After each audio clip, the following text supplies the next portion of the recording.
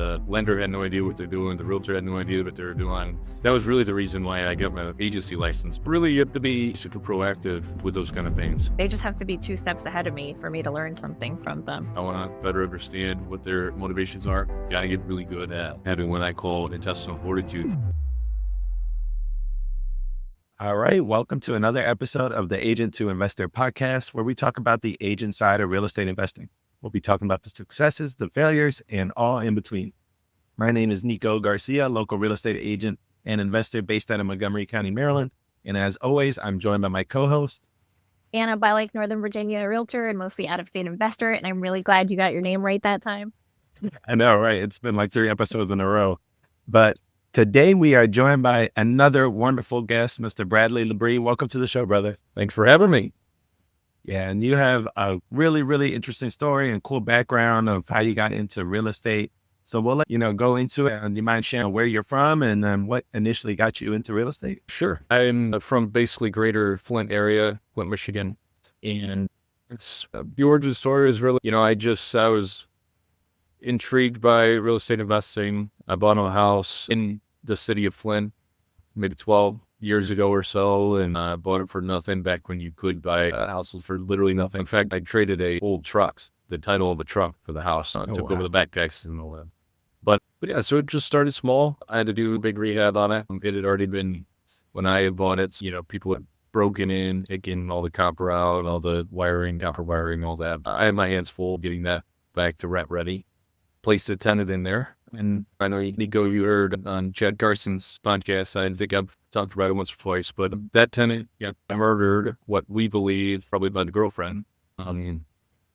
But the police department deemed it a suicide, and the 3-month pit bull mauled his head off. The third-party coroner confirmed that there was a slug hole through his head. But at any rate, I had walked past him, didn't even see him. Sitting on the couch, and he was on the couch right there on a huge picture window. There was no blood splattered anywhere. Clearly, he had been murdered somewhere else and brought there. But at any rate, there was it's been so long, but maybe a 2-month process where they did their examinations and had it all taped off, et cetera, et cetera.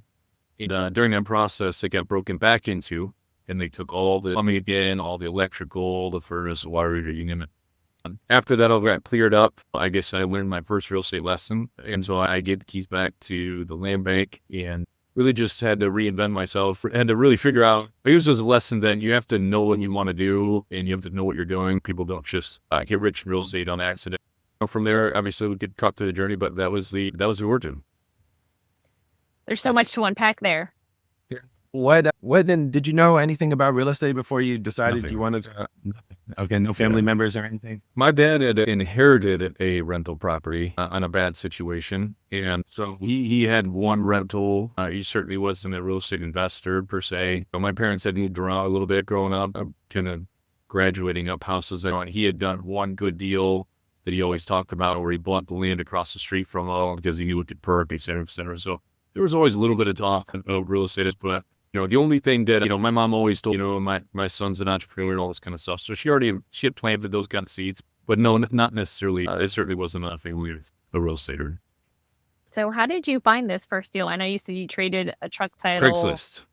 Oh, Craigslist. So you just said, today's the day I'm going to go on Craigslist and I'm going to buy myself a house. From what I remember, so I got a dump truck out of it that I never did anything with. Yeah, it was quite a trade. Yeah, he tried to get me to buy it. So it was unfortunate. But Flint right now is modestly on a comeback, but it was similar to what it was in 05 and 06, and when Flint homes were maybe 80 grand, and then 09 happened, but then more importantly, the Flint water crisis happened, and they went from 40, 50, 80, 100 grand houses to $500 houses literally overnight. And you could go on the court steps, you could buy, if you took $1,000 there, you could buy almost 10 houses. And so, yeah, this individual had, 10 or something. All were worth something at one point, now weren't. So, yeah, it just happened since, I guess. I used to do a lot of stuff on Craigslist. I don't really know what drove me to do it, but I guess the fact that he wanted basically nothing for a house, I was like, all right, I could do this. And that's quite a story, obviously, for your first rental. You learned probably a ton since then. But I'm just curious to why you chose Flint, Michigan. And was it mainly the price point? And I know I you grew up 30 to 45 minutes east of Flint. I was born and raised, so it was local, get cheap. Yeah, that was really it. There was literally no thought. There was never, I didn't read any book or anything like that. It was just, I suppose, an opportunity. Dream with it. I got you. Did you consider the neighborhood? No, I'm so Nothing. curious about all of Nothing. it. Okay, so nothing. you literally were. I knew it wasn't a good neighborhood. Half the houses were boarded up, but Yeah. And how old were you at this point? I was 20 years old. Okay. All right. Yeah. So definitely a learning lesson, not to stereotype, but at 20, we're kind of young Sure. and we're like, oh, let's see what happens. It's not going to happen to me. Like, I'm sure I'll Right. be fine. Right. Yeah. Yeah, and you mentioned like it was a big learning curve, right? And you ended up having to give the keys back to the bank. But how long until you decided to jump back in? I know your mindset probably shifted a bunch since that first property, right? One of the main reasons that on all three was in Chad Carson's course and all that. One of the big things that I related to him early on was how much he took from the game of football and applied to it. So I played college football as well. And one of the things I really enjoy about the game of football, but sports in general, is how much resilience is taught. And Chad and I had talked about this at one point. In football, you can make a catastrophic play, but you get up and you play the next down when you put that one behind you. So I think a lot of those lessons, again, they weren't thought of at the time, but I didn't even consider it. I just moved on to the next thing. I knew I needed to get better. So that was a journey of self-education. And I really spent maybe the next decade going reading every book, going every course. And there's some pros and cons of doing that kind of thing. But it's just, so I think maybe a year and a half, I think, before I bought my next one. I had to save up the down payment and such, but I got right back on it, and I did a live and flip, and then got into, then I partners. Yeah, we could go through, I guess, each of the deals, but then for a while we house hacked, and so that was something that, really helped us, and we house hacked up until maybe 2 years ago. So we did about 8 years, I think, and all of our early years in marriage and our first kid and all that, we house hacked, and we can get into that as well. I have a question. I always have lots of questions. So I know the first house you said they broke in, took everything. Yeah. You lived in a fix and flip. And you did the renovations yourself? Did you have a background in? Not really. Stuff? YouTube University. Yeah. So I worked at a full-time job for a corporate 500 company, and I would move my shift around because I could, based on and I did that for a while until I left. So for that first one, I moved to a second shift. So I would wake up at 6 a.m. I would always hire somebody hourly, so I can't remember what I'd pay, but they would show up, usually maybe 6:30. From 6:30 till 2:30 or 2:30, we'd be working on the house.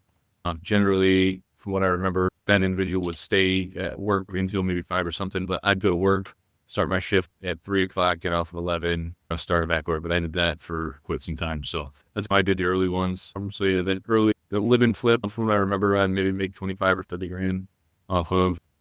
From there, I just made everything I did from there was, whether partners or whatever. And so I took that money, I went and talked to the only person I knew that was flipping houses today.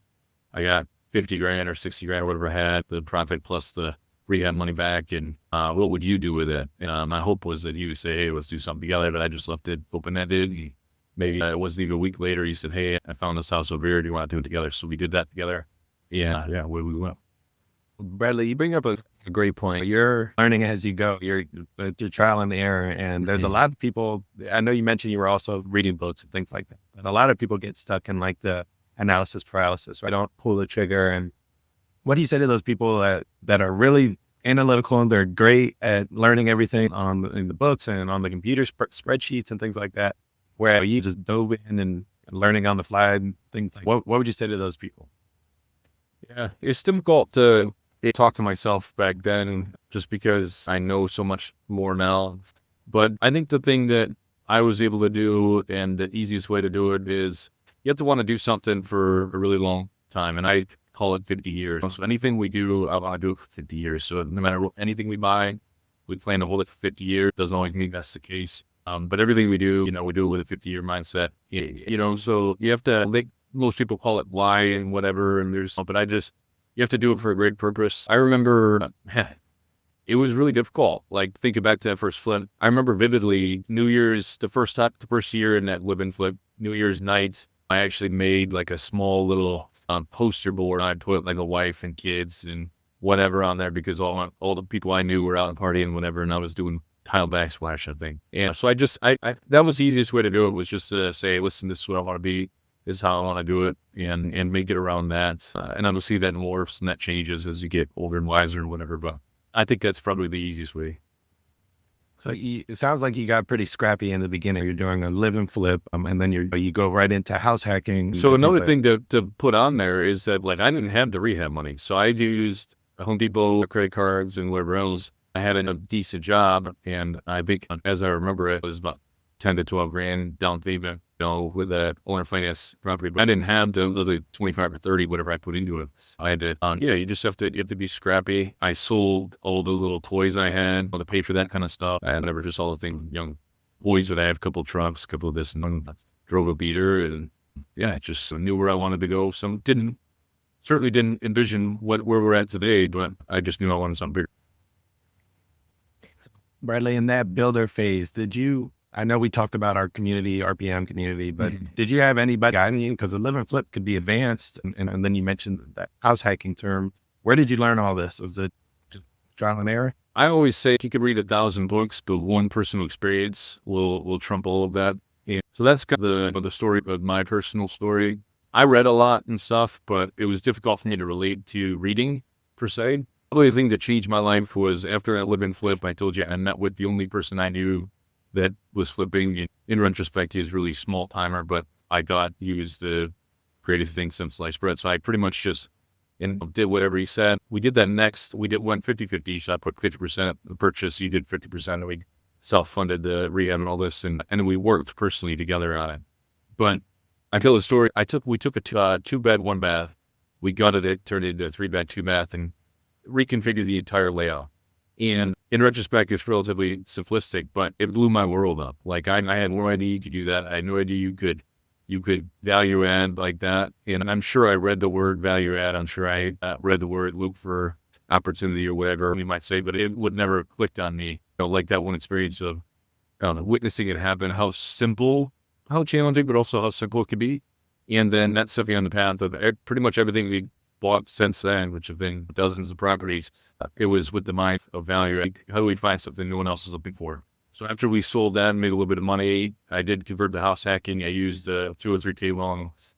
That was really the reason why I got my GC license, because the lender had no idea what they're doing. The realtor had no idea what they were doing. And it took 4 months to close that. But I added a 4th unit to it because of the experience I had prior to that. Is okay, how do I find something that doesn't exist and make it a better deal than what it already is? So I converted the garage and the storage room into a studio apartment that I lived in, then rented the other 3 units out for that property.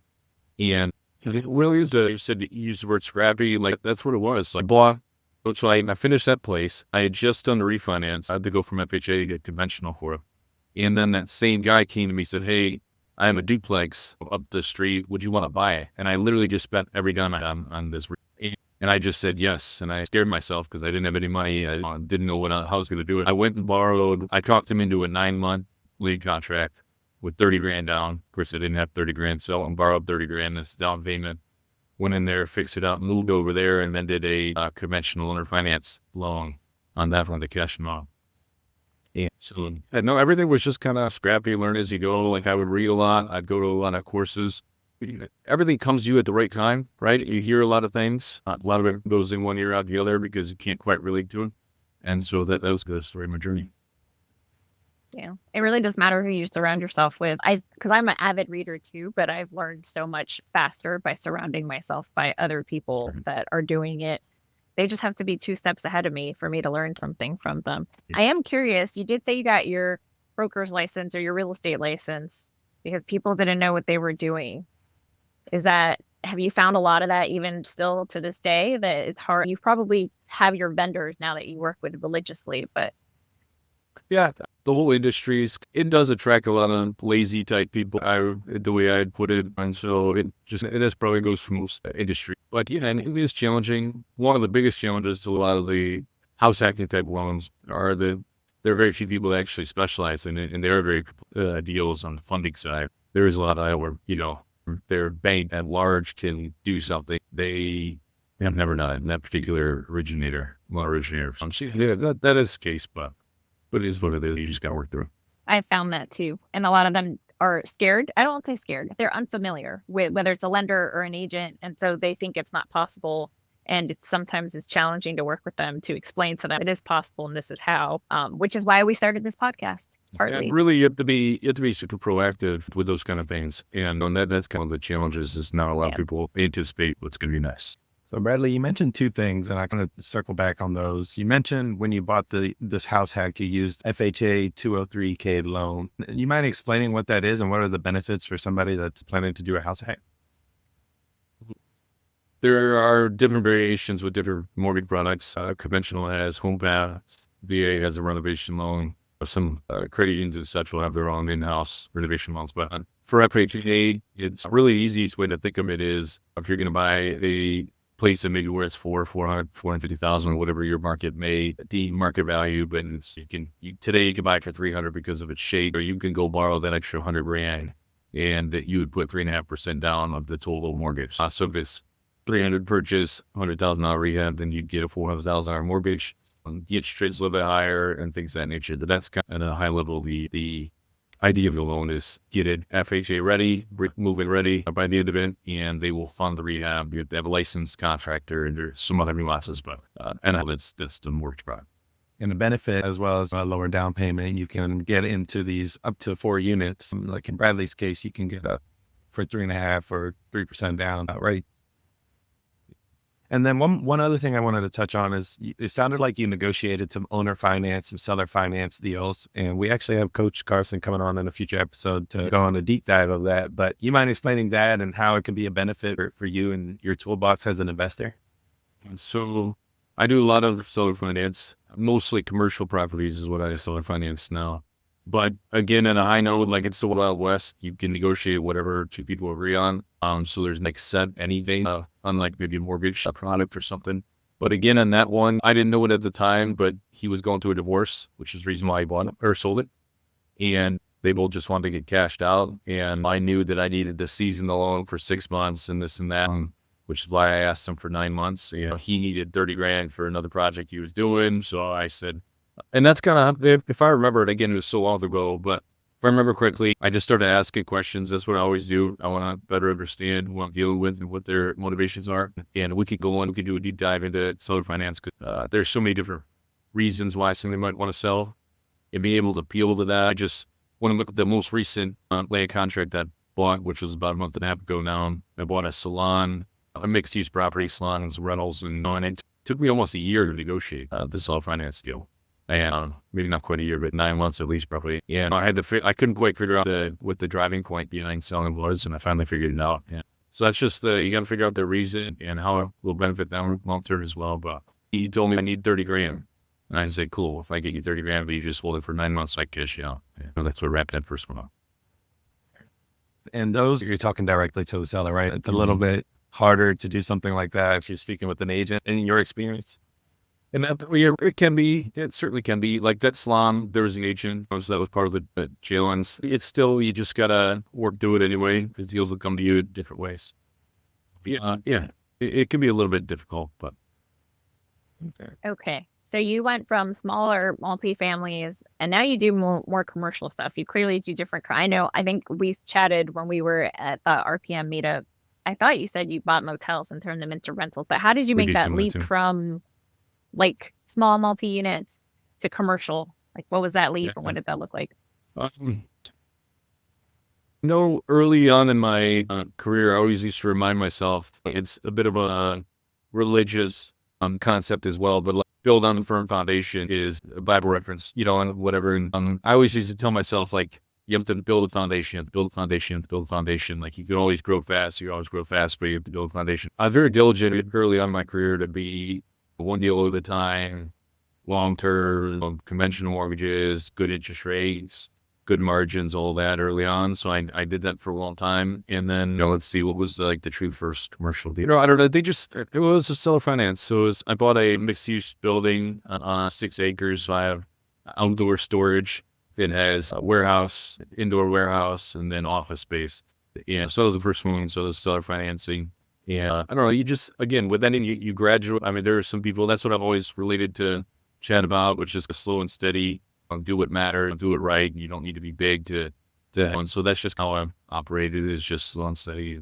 Over the last 5, 6 years, obviously, we've finally added the gas and stuff. But that first commercial deal was scary, but it's one of the better deals I've ever bought. And I hated the outdoor storage as far as like renting to individual people. It's its own little job. So I know a lot of people do really well with that. But I converted to just single tenant storage. So right now we just signed another 2-year lease. So I think the new year, it's their third year ever, but they're a repo company. So they put about 150 cars a month through the storage yard, and very similar payout. I get $2,000 a month, but I only have to deal with one tenant, and I don't have to market. I don't have to whatever. It was a real pain in the butt, chasing $40 down or whatever, and then organizing. I don't know.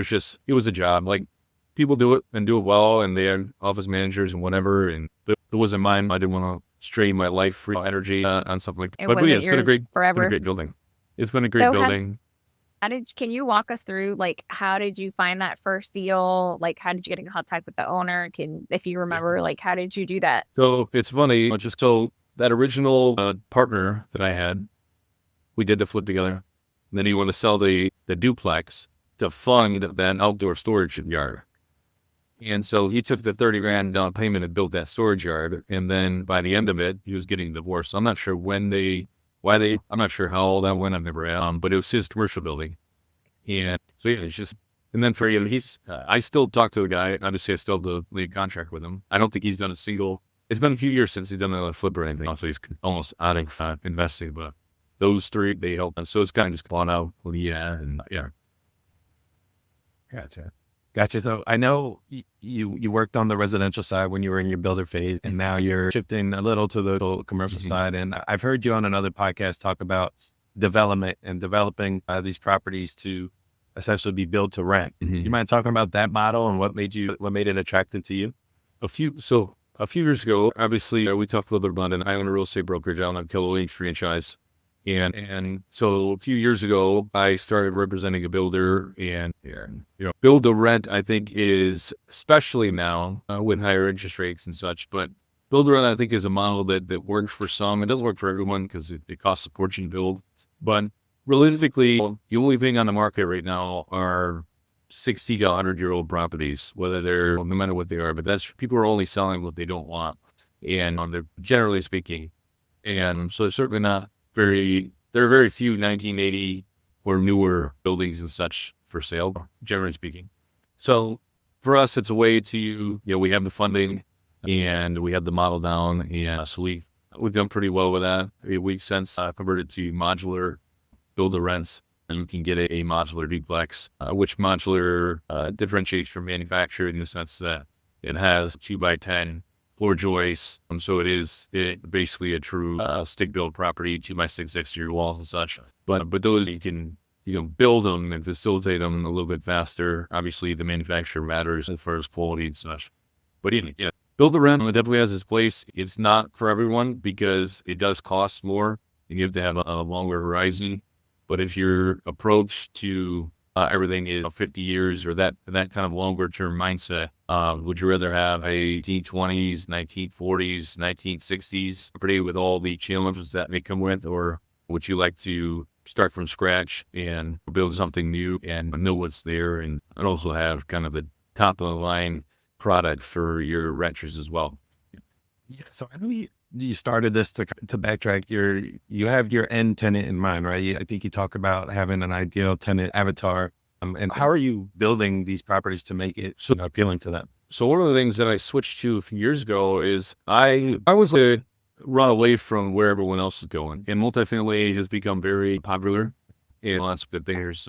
And obviously, for a newer person getting into the industry, the better the numbers, the more appealing it is to them, right? So most newer investors love 3-bed rentals or at least 2-bed rentals because you charge more rent and the property looks more appealing and all that. I personally, there's nothing I dislike more than turnover, and which is why I love 1-bedrooms. 1-bedrooms turnover is significantly less than 2 bedrooms and 3 bedrooms, primarily because 2 and 3 bedrooms, people graduate to buying homes and such, which is good. But I just love the one bedroom model. And a few years ago, we bought a 10-unit commercial apartment. And it was all one bedrooms. And that was my first real, I had some one bedrooms, like in some of our smaller units, but I never really targeted it till I had that entire one bedroom complex. And I realized how ideal it is for number aspects.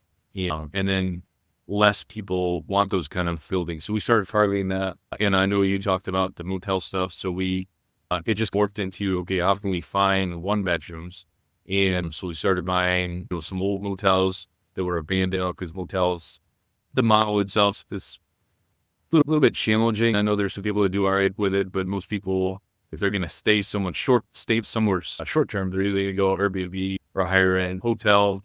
And then if you get into the long-term rental and motel, because I know some of those operators, it gets a little bit more challenging, right? Because you get lower end clients, and then there's not a true kitchen, generally speaking, and all this kind of stuff. And they have their own challenges to deal with if you're trying to do midterm or at least longer than a week stay. So anyway, we started targeting some of those, and that's been great. And we've converted them, and we've made some addition to those buildings to make it a little more accommodating and stuff. But so that was really the focus, was how do we get into one bedrooms, and then building one bedroom to keep them efficient. And again, the numbers aren't as great from maybe an outsider or somebody that's really just a numbers person. But for us, we love the clientele. We know who our end buyer or our end consumer is going to be. And then I have no interest whatsoever going and buying a 100-year-old property. Yeah, it's just, number one, most of them are 2 stories. They already have some of the foundation issues, but they certainly have HVAC issues, getting heat runs up to the 2nd floor and stuff, and plumbing issues. You've got old galvanized pipes and all that through there. And so anyways, I've been there, done that with a lot of the other stuff. I don't have any interest in that. So again, that's all of it just morphed into the net. Yeah, I love that you've got your niche in what you're looking at. And because if you're spread out and doing a little bit of everything, you don't really get good at anything. So you're targeting these one bedrooms. You love your tenants. I also agree. I'm house hacking to one person. I find it really appealing. But I'm just curious, are you using like a traditional long-term rental? Are you self-manage them, or are you doing a little bit of both? When I first started our actual our real estate brokerage, the first 2 or 3 years, we had property manager, the largest property manager in our area, and it went all right. I did take it back. I'm really, really close with my attorney. He's in his late 70s now, but he's just become a really personal friend of mine. But anyway, he would always get after me about not self-managing and all that, and especially when I started to have resources with the administration team and all that. So it's been a couple of years now since we started self-managing again. We enjoy it, and we're a little bit more flexible on certain things. We really go into it with an amenity-first, client-first approach, which is unique. I think from my perspective, and one of the reasons why I really enjoy building is I think most people get into investing with an extraction mindset. And right, you want to make a return on investment and all that, but a lot of people take it to the next level, which they extract at the expense of the consumer. And they don't even necessarily have to be slumlords, which is certainly a lot of those, but even just the majority, at least in my opinion, of investors in my area, they don't care about the consumer. They only care about their bottom line. And we wanted to take a radical, different approach to what we did. And so we provide free Wi-Fi at our facilities. We always try to do so in most of our facilities, we have self-storage, free Wi-Fi, on-site laundry, things that we can help maximize the experience. Also, long-term retention, which is always number one for me. Really just making sure that we have quality places. Everything we do, we pretty much gut in, or at least come close to gutting and redoing everything. And so it makes for good places for our tenants. And most of them are what I consider personal friends. I make personal present at pretty much all of our places, not just for rent collection, but just in general. It's just an approach we wanted to take on. So how many units do you have? Do you know? I think 46 or 47. Wow. Life goals for some of us. Yeah, for sure. And Bradley, I love that you talk about giving your clients, your customers, essentially, who are your tenants, a great experience, right? You're giving them free Wi-Fi, you're providing a laundry service, or your on-site laundry. Is that different from, are you going against the grain against other landlords in that area? So when I first started, it was the B-class suburbs, maybe B+ or whatever, and I'm a house half around there and buy those. Over the last few years, there's a particular working class town, and primarily my attorney, him and I walk every Thursday. He's just really brought me to this one particular town It's by far my favorite, my sole focus of what we do. And it's to an outsider, most people probably would not, which I appreciate. It's not a attractive area but I think it's really good people. It's why we bought the salon, to be able to interact with the people more closer than any other business I probably buy. And my administration team always jokes with me. I'll go just spend a half a day over there at the salon, just hanging out and chatting and whatever. It's a lot of fun for me to interact with them. But yeah, so it's very specific. And the reason I'm targeting that town is all of the major facilities have been owned by the same family for decades. Most of them they're not, again, slumlord type properties, but they're not updated. They have the challenges, they have high utility costs and things like that. So our focus our focus always is, how can we come in and take all of their grade A tenants and make them number one lead? So that's like our motto. We have, in one of the 10 units, we have 2 or 3 people that make 6 figures of 700 and whatever a month rental. We have a lot of really good tenants and such, and we pride ourselves on that. I think that's one of the benefits of investing in your backyard, right, Bradley, is you know where you would invest. I mean, the type of end tenant, so you can start buying and then reverse engineering. Whereas other people, I'm sure Michigan and Detroit and some of those places, you'd probably get a lot of out-of-state investors because of the price point. Yeah. I personally don't do a ton with investors anymore. I have somebody on my team that deals with them and stuff. And just because I'm personally investing, and I don't want to have any kind of conflict of interest. Like I have my elites or whatever, 5, maybe clients I've had long term that I do some stuff with, other than that. But yeah, I mean, there's always out of state investors. But again, it's with a return in style investing. And I've also just kind of turned away from that, which is why it's a little bit more challenging for me personally to work with people, because I don't really relate to that kind of return style investing. There's a lot of people that can handle that. Everything I do, and there's, I got now like a core group. I've built a little cluster. Well, how do we bring this town back to its glory days? So we do a lot of things together and are always communicating. So it's fun, and yeah, we're slowly but sure chipping away.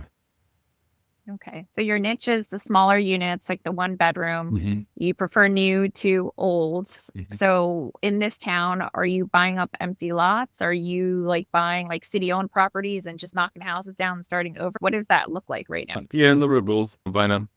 Primarily buying up commercial lots, and I prefer commercial lots so I can do what I had to for various different reasons. You could finally put 2 or 4 units on it. Because now at this point, we just go to the bank for commercial loans anyway. And so yeah, so I'm working on a new mixed use commercial property with a side lot, and that's where we're targeting building an 8 unit on it. Yeah, so that's my this month goal. Hopefully, I can get that under contract. Okay. I'm working on that for about a year. Oh, wow. Okay. I was asking because this is selfish questioning, because we have our small little town that we like, and we've rehabbed 2 properties, and it was very expensive because they were over 100-year-old, and we had to gut it.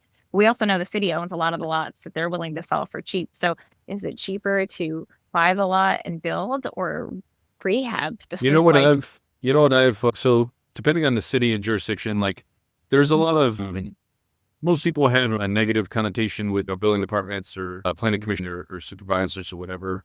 And don't get me wrong, that's what I do all day, is lobby them for our developments and stuff. Mm-hmm. And a lot of them are not great people from my vantage point, but still I try to keep a positive, their ultimate goal was to keep, the town or city or whatever positive for all people. So but to that note, if you go in and just say, hey, can I buy this? Generally speaking, they're going to say no, some variations. So what I generally tell people, you can go on several different sites, or you could even go, if somebody want to view the modular, you can get their prints, but you get prints, you go to, getasiteplan.com, I think, and you can actually take that property ID, plug your blueprint onto it, sketch out exactly what you're going to do with the driveway size and all that, and you can take it right in, hey, listen, I have plans, this is what I want to do.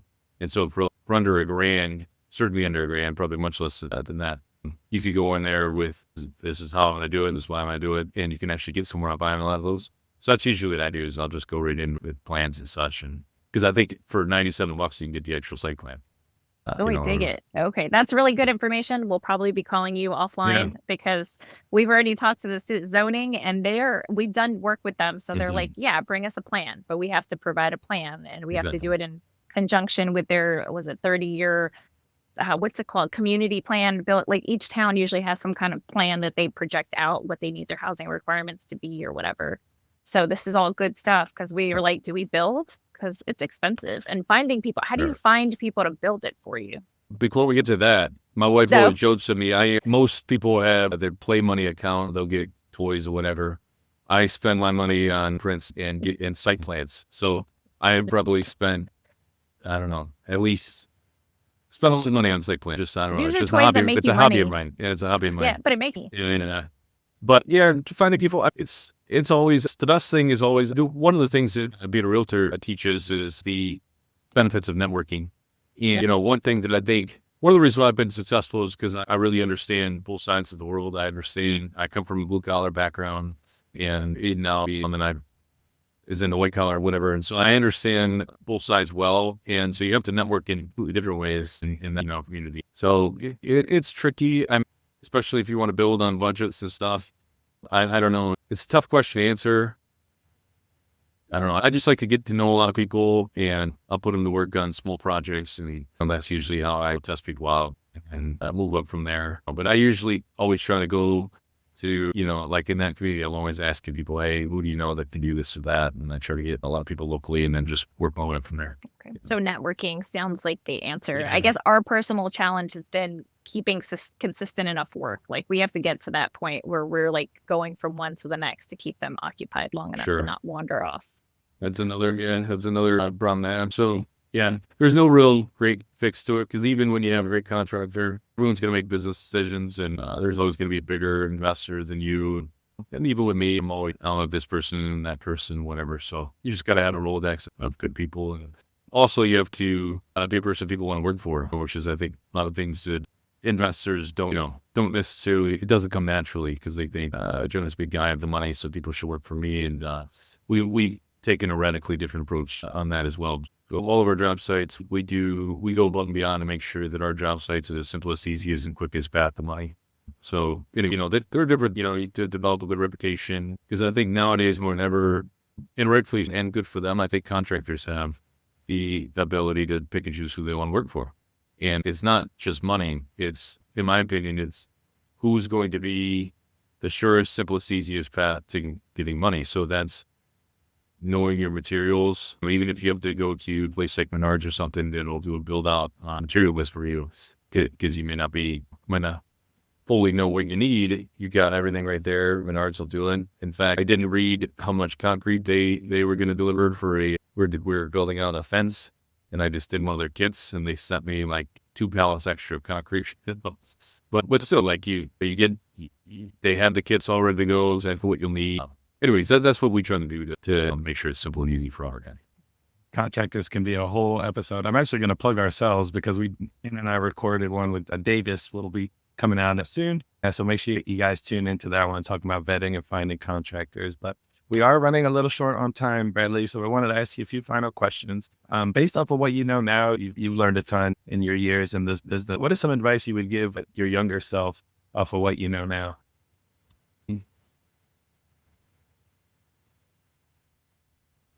Put you on the spot. Yeah, that's a good question.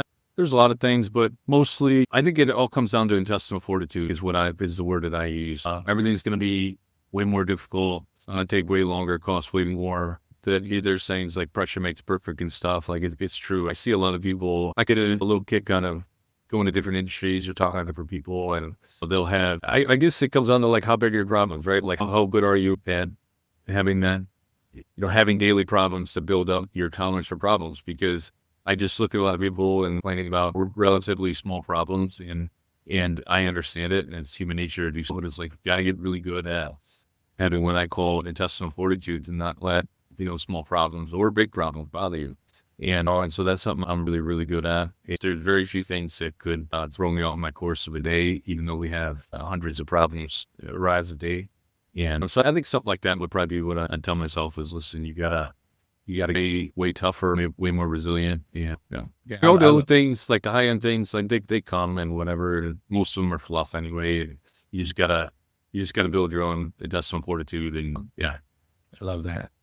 So when you started, you were single, you were 20 years old, you were getting really scrappy, and I know life has changed. You now have a family, you have a wife. How has that shifted in your investment career? Has it changed at all since when you first started? And I'm so glad I did all those things back then because I have 2 kids. I have a 8-month-old and a 4-year-old. It's difficult. It's giving me being a dad's probably the greatest things that ever happened to me, just perspective wise. I obviously love her child as well, but it's difficult. And I have way more. We do a lot of things now with trying to help single moms and stuff. Yeah, it is incredibly challenging to do things maybe later in life, and it just takes a lot more and whatever because it's just challenging. So I am very indebted and grateful. And that was part of the things. Like I knew I would be, and that was part of the reasons why I pointed out earlier, he got a little bored. So I can't remember which New Year's it was. I thought I knew how grateful I'd be, but I truly am grateful that I made some of those decisions. And so I guess that's another thing. I'm sure there's a younger crowd listening, maybe. Yeah, I don't think anyone can appreciate how much you'll be grateful for the decisions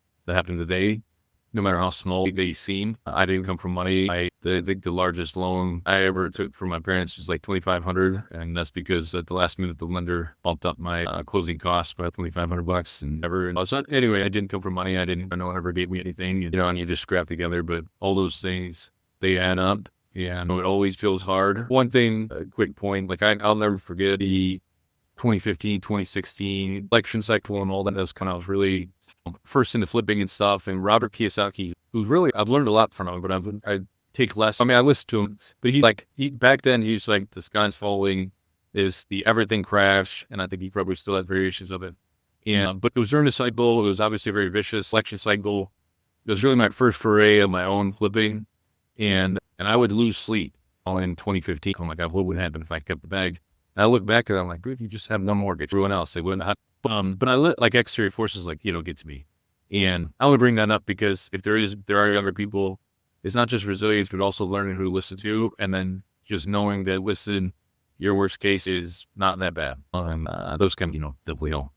I love it. You had a very powerful vision in the beginning and you didn't let little things derail you from getting to that end goal. So our last question, you gave a ton of value, Bradley. Thank you so much for coming on. But our last question is, we always like to help. How can Nico and our audience help you in your upcoming months, years, in your business? I've come out to Nashville, hang out in Nashville at Chad Person. Yeah, no, I love what you guys are doing, and it's great to get back and really inspire and confident. I mean, that's what all the podcasts I listen to. I don't know, to this day, I don't really know who. It was a podcast for sure that I learned what house hacking was. I don't really know which one it was. That could have been Big Pockets. I'm not really sure, but it's important. And then there's a time where you have to decide, who to listen to, because there's a lot of voices out there, and there's an economy of this industry in the sales and stuff. And, there's pros to it, obviously, without book deals or course sales or whatever else. And some of the big companies can't do what they got to do, but you also got to decipher who to listen to and find some genuine people like yourselves to listen and dive right in. The power of community, right, Bradley? And that's the main reason why we're in RPM, Coach Carson's community. If you ever have any questions about that, definitely reach out to me, Anna, or Bradley. So where can people reach out to you, Bradley? Do you have any social media or where? Bradley LaBrie on Instagram and Facebook and such. And you can always inbox me or call me or whatever. It's not too difficult to Google my name and call me. But yeah, it's a lot of fun. I've always enjoyed Chad's course and stuff. I think that there was ever anything I'd ever promoted to be that. I've been through all of them. I went to every 10X conference for a long time. I went to every Kiyosaki event for a long time. I think Chad's really genuine a person, and I've enjoyed being one of his coaches for quite some time and just pouring into people in a genuine way, not needing or wanting anything back in return and stuff. And any way anyone wants to contact me, they certainly can. Awesome. And we definitely look forward to connecting with you in Nashville. But that's going to do it for another episode of the Agent to Investor podcast. Please share, subscribe, DM Anna or me. You can reach out to me at ngarcia official on all social platforms. And you can reach out to Anna at I'm Anna Bilick _realtor on Instagram and Anna Bilick everywhere else.